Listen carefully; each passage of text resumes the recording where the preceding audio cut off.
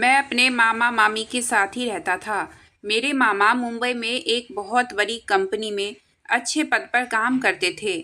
मेरी मामी भी बेहद खूबसूरत और जवान थी। मैं अपनी मामी के साथ घर में अकेले ही रहा करता था।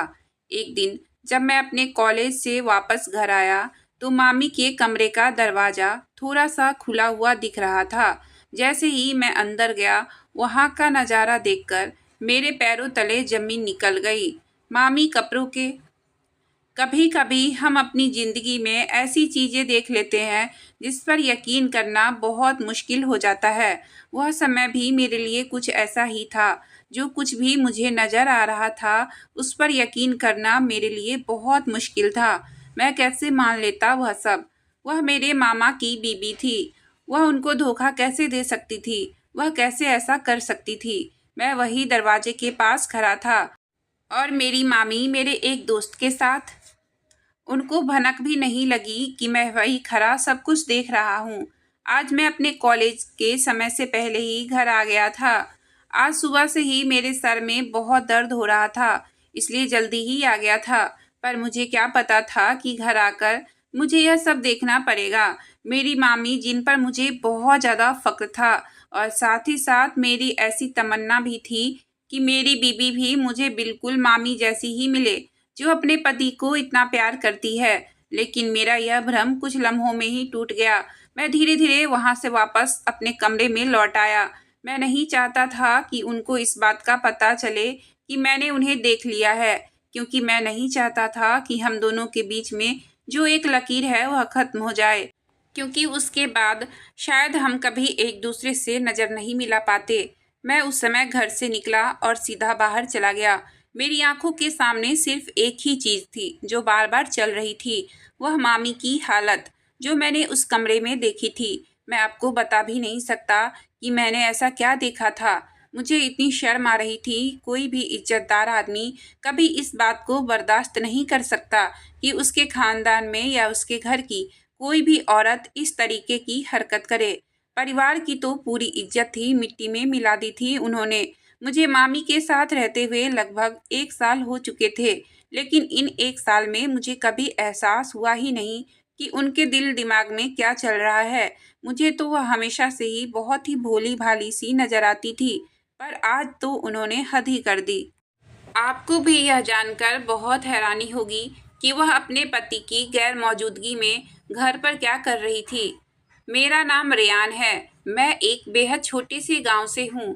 गांव के बहुत से लोग इस बात को समझ सकते हैं कि उन्हें आगे की पढ़ाई लिखाई या नौकरी के लिए अक्सर अपने गांव को छोड़कर शहर जाना ही पड़ता है। हमारे हालात भी कुछ ऐसे ही थे। मैं भी अपनी पढ़ाई के लिए शहर आया था।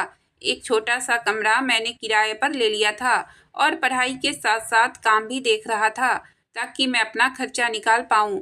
वैसे तो शहर में मेरे मामा जी रहते थे, लेकिन मैं उनके घर जाकर रहना नहीं चाहता था। अच्छा नहीं लगता था, क्योंकि उनकी शादी का भी ज़्यादा समय नहीं हुआ था और कुछ ही दिनों में उन्हें वापस अपने काम से दूसरे शहर जाना था। लेकिन जैसे ही मेरे मामा जी को यह बात पता चली कि मैं अपने कॉलेज की पढ़ाई के लिए शहर में आया हूँ और किराए पर रह रहा हूँ और उनसे मिलने भी नहीं गया, तो उन्होंने मुझे फ़ोन किया और मुझ पर बहुत गुस्सा हुए। उनसे यह बात करने में अजीब तो बहुत लग रहा था, पर मैं बड़ी ही झिझक के साथ उन्हें कहा कि मामा जी, अभी अभी आपकी शादी हुई है। मैं नहीं चाहता हूँ कि मेरी वजह से आप लोग भी परेशान हो। यह सुनकर मेरे मामा जी मुझ पर बहुत नाराज़ हुए और मुझे कहने लगे कि अभी तुम इतने बड़े नहीं हुए हो कि तुम यह सब सोचा करो। और वैसे भी तुम्हारी मामी बहुत अच्छी है, वह सभी को बहुत प्यार करती है। सारे रिश्ते को सहेज कर रखना वह बखूबी जानती है। एक बार घर आकर मामी से मिलो तो सही, तुम्हें खुद ही समझ आ जाएगा। मामा जी के इतना बोलने पर मैं उनके घर गया और अपनी मामी से भी मिला था। जब उनकी शादी हुई थी तो उस समय मेरे पेपर चल रहे थे, इसलिए मैं उनकी शादी में नहीं जा पाया था। मामी से मिलकर तो मैं बहुत हैरान रह गया था। उनकी उम्र मेरे मामा से काफ़ी छोटी थी और वह बेहद खूबसूरत थी। शायद यह सब मेरे मामा के पैसों का ही कमाल था जो उन्हें ऐसी बीवी मिली थी। पर मेरी मामी व्यवहार में बहुत अच्छी थी और सबसे बहुत प्यार से मिलती थी। और वह कहने लगी कि यह तो बहुत गलत बात है। जब तुम्हारे मामा जी यहाँ पर रहते हैं तो उसके बावजूद तुमने कैसे सोच लिया कि तुम किराए पर रह लोगे? आज के आज अपना सामान लेकर यहाँ पर शिफ्ट हो जाओ। कोई ज़रूरत नहीं है ऐसे किराए पर रहने की।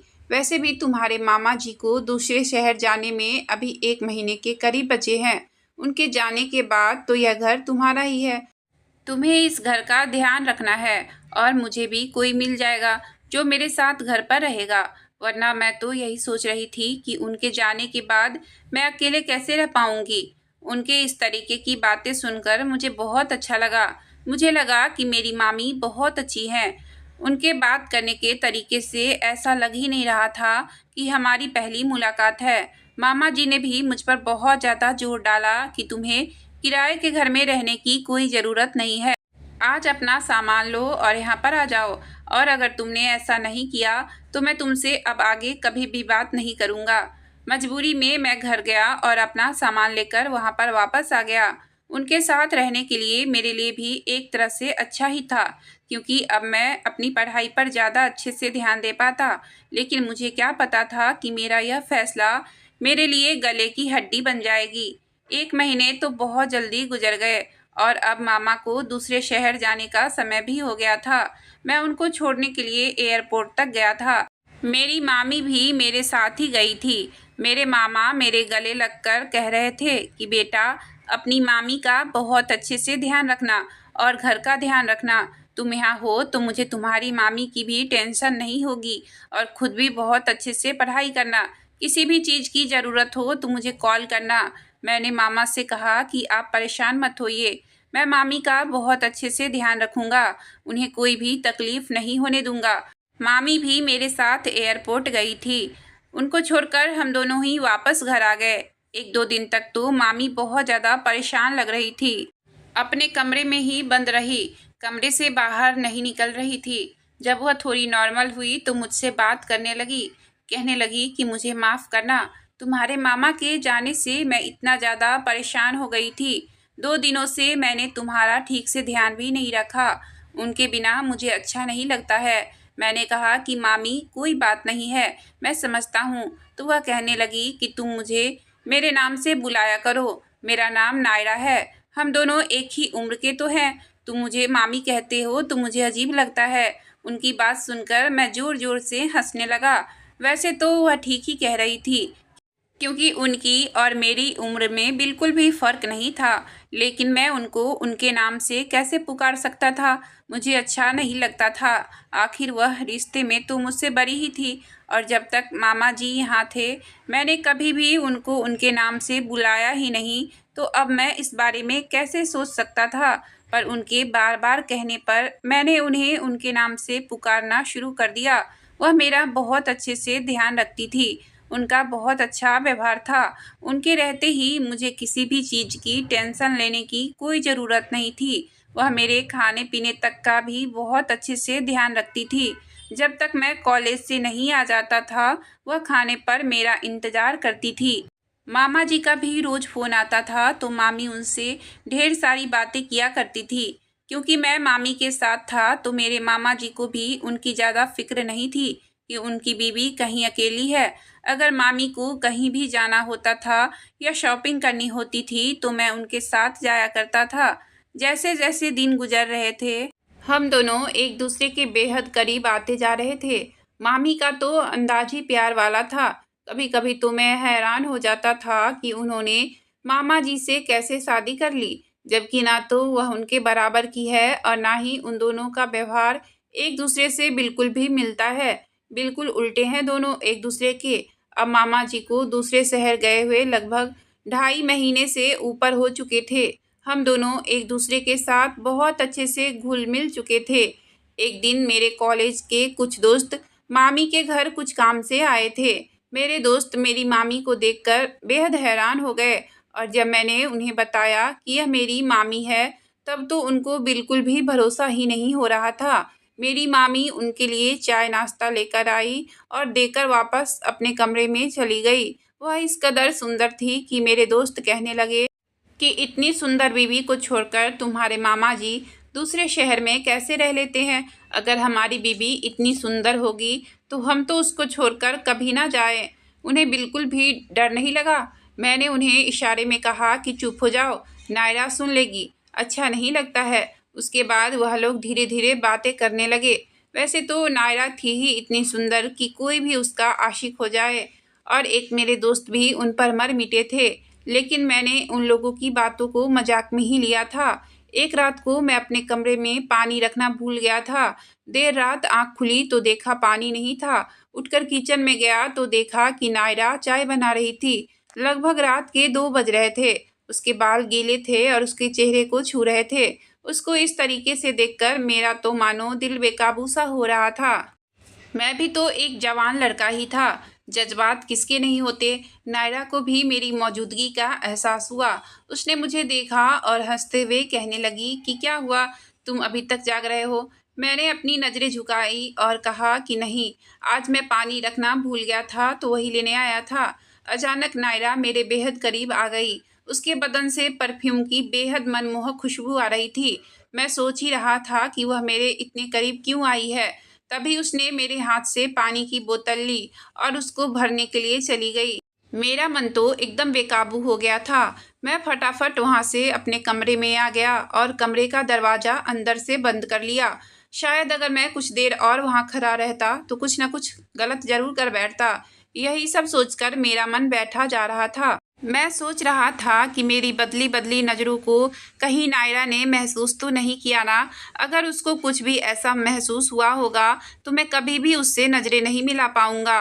मेरे मन में बस एक ही कश्मकश चल रही थी कि नायरा मेरी मामी है।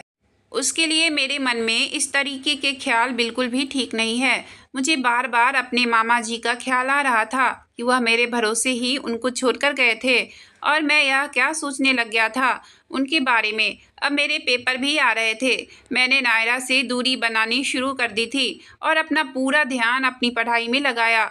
अब मैं नायरा से दूर दूर ही रहता था। मेरा दोस्त मेरे साथ पढ़ने के लिए घर आता था। बहुत बार नायरा भी हमारे साथ ही बैठ जाया करती थी और बहुत हंसी मजाक होती थी। मैंने भी कभी इस बात का बुरा नहीं माना था, क्योंकि वह भी घर में अकेली ही रहती थी। इसी बहाने उनका भी थोड़ा सा मन बहल जाएगा। कभी कभी तो मुझे अपने मामा जी पर भी बहुत गुस्सा आता था कि क्या ज़रूरत है उन्हें दूसरे शहर में जाकर नौकरी करने की। वह भी तो वहाँ पर अकेले ही हैं। इससे अच्छा वह यहाँ पर मामी के साथ रहते या उनको भी अपने साथ वहाँ ले जाते तो दोनों के लिए ही अच्छा होता। ना उन्हें अकेला रहना पड़ता और ना ही मामी को। मेरे दोस्त से भी मामी की बहुत अच्छी जान पहचान हो गई थी। दोनों आपस में बहुत बातें कर लिया करते थे। नायरा हमेशा मेरे दोस्त को कहती थी कि वह वही आकर पढ़ाई कर लिया करे, और यह सिलसिला अब रोज का हो चुका था। मेरे पेपर शुरू हो गए थे। अब मैं पढ़ाई में बहुत ज़्यादा बिजी रहने लगा था। कॉलेज जाना, वहाँ से आना, फिर अपने पेपर की तैयारी करना बहुत व्यस्त चल रहा था। नायरा मुझसे शिकायत करने लगी थी कि अब मैं उन्हें पहले जैसा समय नहीं देता हूँ, ना ही उनसे ज़्यादा बात करता हूँ और ना ही उनके साथ कहीं जाता हूँ। मैंने उन्हें कहा कि ठीक है, हम 1-2 दिन में बाहर शॉपिंग के लिए चलेंगे। अगली रात को मैं बाहर से ही खाना पैक करा कर ले आया। मैंने सोचा कि एक साथ बैठकर खाना खाएंगे। नायरा को तो मैंने पहले ही कह दिया था कि वह खाना ना बनाए। उस रात हम दोनों ने साथ में बैठकर खाना खाया। काफ़ी देर हो गई थी बात करने में, तो मैंने उस दिन पढ़ाई भी नहीं की और सो गया। अगले दिन कॉलेज जाना था मुझे। सुबह अपने समय से उठकर तैयार हुआ और कॉलेज के लिए निकल गया। पर न जाने क्यों उस दिन मुझे मेरी तबीयत थोड़ी ठीक नहीं लग रही थी, इसलिए मैं अपने कॉलेज से समय से पहले ही वापस आ गया। दरअसल बात यह है कि मुझे देर रात तक जागना कभी सूट ही नहीं करता है, और कल रात को देर से सोने की वजह से मेरे साथ ऐसा हुआ था। मेरा सर बहुत तेज दर्द हो रहा था। मैंने नायरा को नहीं बताया था कि मैं जल्दी घर आ रहा हूँ, पर मुझे क्या पता था कि मेरे अचानक घर आने से मुझे अपने घर के अंदर यह सब कुछ देखना पड़ेगा। मेरे लिए अपने पैरों पर खड़ा होना भी बहुत मुश्किल हो गया था। वैसे तो मैं अपने दोस्त के साथ ही कॉलेज जाया करता था, पर उस दिन मैं बस के धक्के खाकर एकदम थक हार कर घर आया था। घर की एक चाबी भी हमेशा अपने पास ही रखता था, तो मैंने दरवाज़ा बिना बजाए खोला और अंदर चला गया। नायरा के कमरे के दरवाजे तक पहुंचा था तो देखा उसका दरवाज़ा हल्का सा खुला हुआ था। अंदर मैंने जो देखा, मेरे तो होश उड़ गए थे, क्योंकि अंदर कमरे में नायरा अकेले नहीं थी। उसके साथ मेरा वह दोस्त था जिसने मुझे सुबह ही कहा था कि आज उसकी तबीयत ठीक नहीं है तो वह कॉलेज नहीं जाएगा। वह दोनों एक ऐसी स्थिति में थे, इसके लिए मुझे आपको बयां करना ठीक नहीं लगता है। मैं कभी सोच भी नहीं सकता था कि वह दोनों ऐसा करेंगे। नायरा मेरे दोस्त को हंसते हुए कह रही थी कि अच्छा हुआ मुझे तुम मिल गए। तुम्हारा दोस्त तो एक नामर्द निकला। मैंने तो उसे कई बार अपनी तरफ खींचने की कोशिश की, लेकिन कभी वह मेरे पास आया ही नहीं। वह मेरी बात कर रही थी। क्या मेरी खूबसूरती ऐसी नहीं है जिससे कोई भी खींचा चला आए? मैंने उसे अपने करीब लाने की बहुत कोशिश की, पर वह मेरे पास आ ही नहीं रहा था। इसके बाद मैं समझ गई कि वह एक नामर्द होगा। अपने पति के जाने के बाद किस तन्हाई में मैंने अपनी सारी रातें गुजारी है, वह सिर्फ मैं ही जानती हूँ।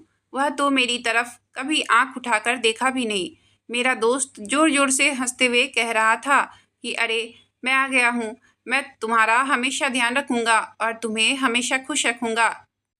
नायरा आगे कहने लगी, एक मेरा पति है जो मुझे यहाँ पर अकेला छोड़कर चला गया, और तुम्हारे दोस्त को तो मैं तन्हा ही मिली थी, पर वह कभी मेरी तरफ ध्यान ही नहीं देता था।